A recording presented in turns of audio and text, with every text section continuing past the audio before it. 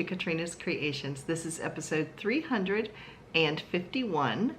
And yeah, let's get started. I have no finished objects, but I've gotten a good distance on my works in progress. So let's take a look. Both of these patterns come from designers working with expression fiber arts. So this first one is the knitted pattern. It's called the Proserpina. And I did something a little different with the pattern, not changing the pattern, but just how I put it together.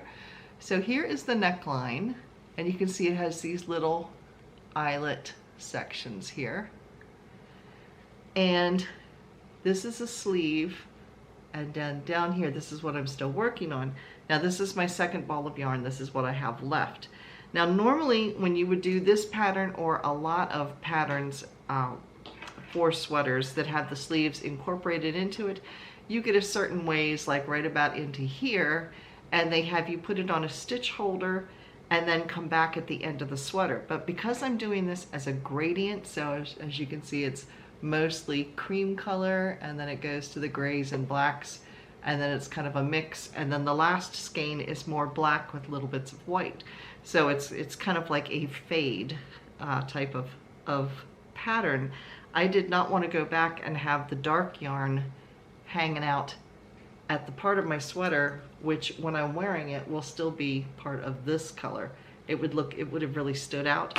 So I actually cut the yarn that I was working on here, went and finished both sleeves, and then reattached it and started knitting again. So that way my sleeves look like they are part of that portion of the sweater. So there it is. And let me show you a close-up of the sleeves. The sleeves just kind of go down and have a ribbing stitch at the bottom. So there's no eyelet lace. At the bottom of the sweater, there is a repeat of the lace pattern here. And it's a very, very basic lace. This is hedgehog fiber that I'm using. It is super soft. But I think about it, I thought it would be best to start with the white because it's lighter at the top. I spill things down the front of me all the time. I need to wear a bib. What was I thinking to start with white? So I'm gonna have to be very, very careful when I wear this sweater that I don't stain it the very first time I put it on. So that's project number one. And then my second project is a crocheted sweater. Now the knitted sweater was from the top down. The crocheted sweater is from the bottom up. And it doesn't look a whole lot different from last week, but because at this point I'm just going around and around and around, waiting to get to the sleeves. So this is I think it's yarn art. It's from Hobium. I'm holding two skeins together. This is the second skein that I'm working on, and I have just a little bit of this first skein. I'm holding these together because it does have like an Angora mohair in it. You can kind of see it from, see if it'll show up. There, you can see kind of the halo, the fuzziness. Yeah. And every so often I keep finding what I think are hairs in it, but they're not my hairs because they're kind of a gray color.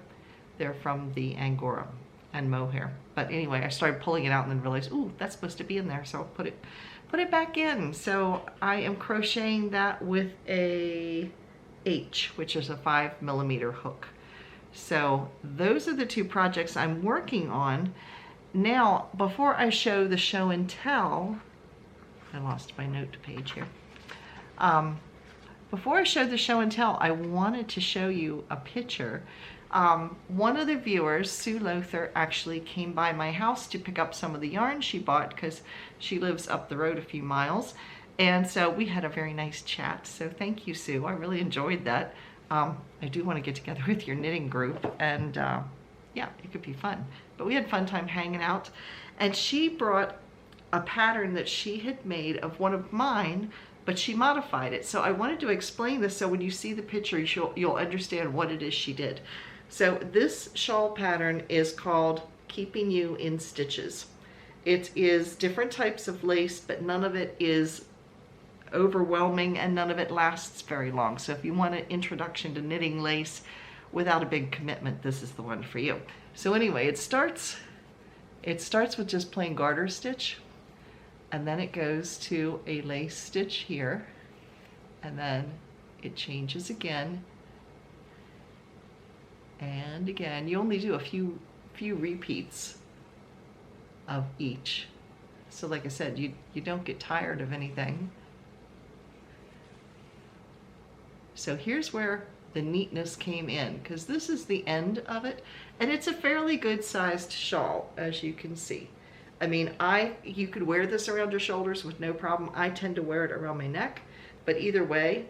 But here's what she did to modify this that made it especially interesting. If you see the last repeat here, right down here, this is called Feathers and Fan, or Old Shale pattern. As you can see, it kind of waves.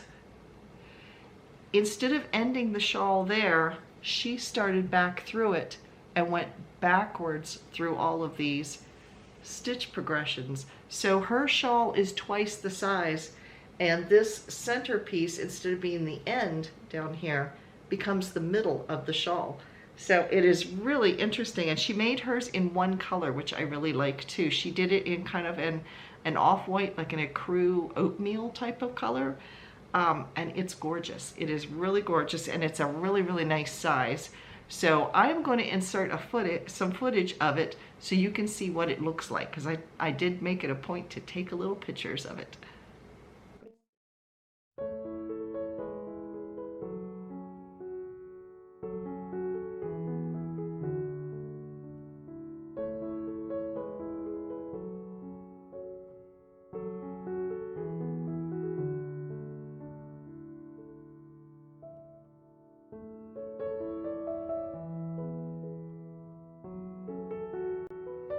So I'm so glad she brought that so I could see it, but now I want to make one like that for me too, and in that color or some kind of neutral, because it's like perfect.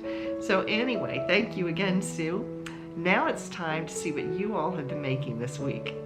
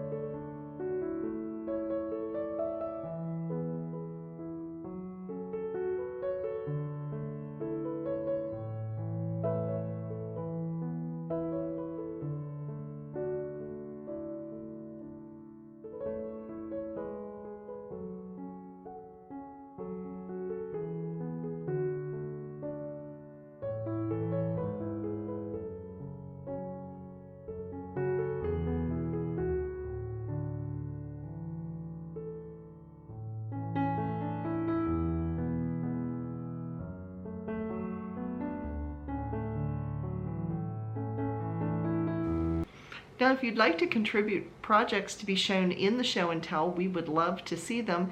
It does not have to be something that you've just finished. It could be anything that you have worked on. You can send it to a picture of it to KatrinasCreations@yahoo.com, or you can send a picture of it over to me on Facebook at Katrina Knits and just post it on my page over there. And I'll assume if it's posted on my actual page that it's okay to show it to everybody else.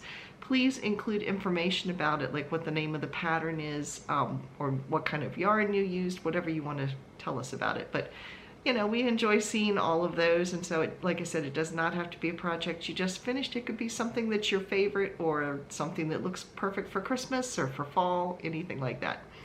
So that is our show and tell. Now, I haven't done a segment on what am I reading for a while, so I thought I would do that. I just finished this book. It is a biography of William Gillette. Now, if you aren't familiar with who William Gillette is, most people don't know who he is. Here he is here. He actually was the first person to play Sherlock Holmes on the stage back in the late 1800s and up into, I believe, the 1920s or 30s.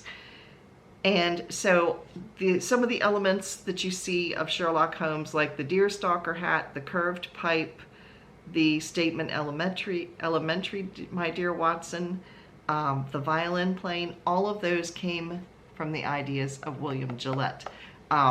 He incorporated those into the character, and then the author, who was Arthur Conan Doyle, he actually incorporated them into the written character after William Gillette played Sherlock Holmes. So just interesting. But he built this castle, and it's up in Connecticut, and I have seen this castle. The grounds of it are absolutely gorgeous. At one time there was a 3-mile short narrow gauge railroad that ran around the property, and the rails and the train are gone now, but in the visitor center you can see one of the engines there. But you can actually walk the trails where the rails used to be on the property itself. It's very park-like. I mean, there's a trestle, there's a tunnel, there's bridges and all that kind of stuff. There's a little pavilion that was actually the main little station where he would pick up people and drop them off at the bottom of the castle. So the castle itself on the outside looks like a pile of rubble, but the inside of the castle is really, really cool. I've been inside it once, but you can actually watch it on YouTube. If you Google it, you can see some of the interior. But let me see if I can find you. This is one of my favorite rooms, and it's a big, great room, and it's all rock and wood. And for a huge house, it's very, very homey inside.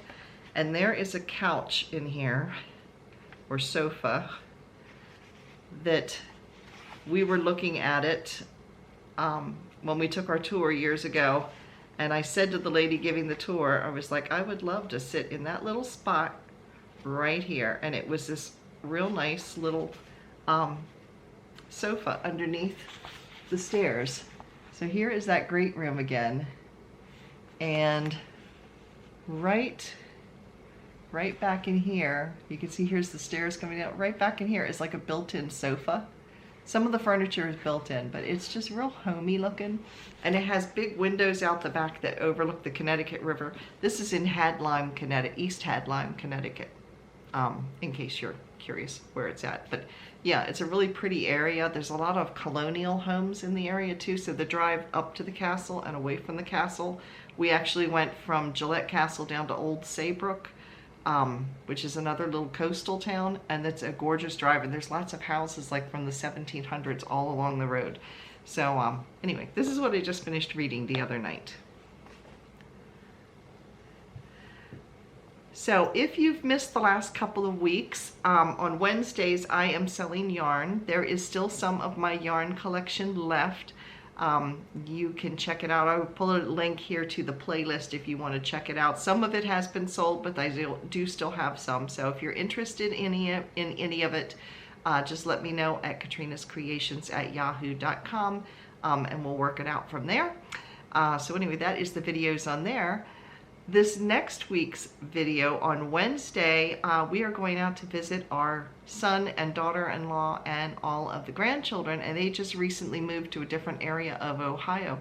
So the trees are really pretty right now, so we're going to take you along.